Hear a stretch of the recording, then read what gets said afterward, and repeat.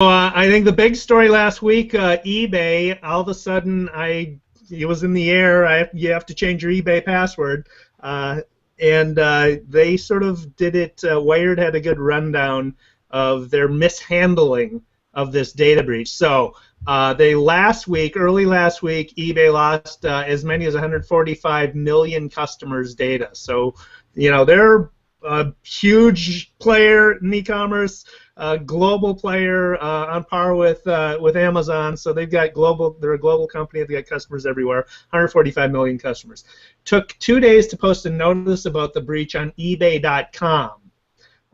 They confused users as to whether their PayPal accounts had also been affected. They failed to send an email notification to users about the breach. They initially warned customers about the breach on their corporate site, eBayInc.com, but not on eBay.com. And about the same time, they also posted a statement to PayPal's site, which warned in its title that eBay users should change their password, but didn't offer any further information in the post body beyond the words placeholder text.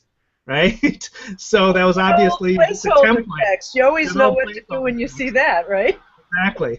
That gave the impression that PayPal may have also been compromised. The message was later removed from PayPal. It was not until Friday that they did post on eBay.com, and then only telling users to change their passwords, but not detailing exactly what data was breached. So this seems to indicate all this whole sequence of events is a lack of crisis planning. So when asked by Wired if eBay had such a plan in place before its breach occurred, eBay spokeswoman Amanda Christine Miller said the company has, quote unquote, many plans to deal with many different issues that arise. That sounds a lot like Sarah Palin saying, when in response to what do you read? Well, I read all of them. They come across my desk at certain times. Yeah. It's stunning. It does appear that they didn't have a plan in place for dealing with an obvious issue that would arise as you're one of the biggest e-commerce companies in the world. And if that's the case, that's breathtaking. The Sarah Palin response is definitely a good way to describe it. But this is again entirely predictable.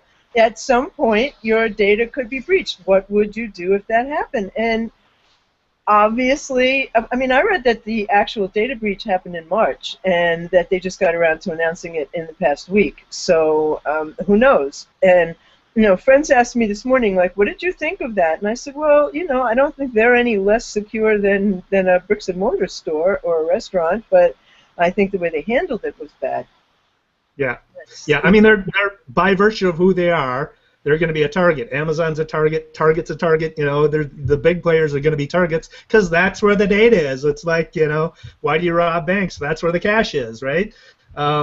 So that stuff is. It's not like that stuff isn't going to happen, and you have sympathy for them and everything. Again, it's the response and how you deal with it. So. Or not deal with it. We'll find the video timestamped on YouTube and on the Beyond Social Media Show blog.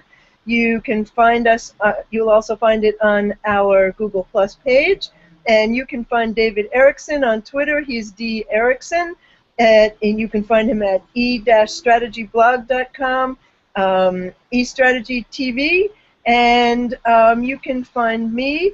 I blog at whatsnextblog.com. On Twitter, I am at whatsnext. Of course, I am on Google Plus, and I write for Ad Age. And my company, my new company, is MaximumPlus.com, and it is a company that teaches all things Google at Google Plus and helps to plan Google Plus and YouTube events for companies. We thank you for joining us. And we wish you a wonderful holiday weekend if you're in the U.S., and we'll see you next week.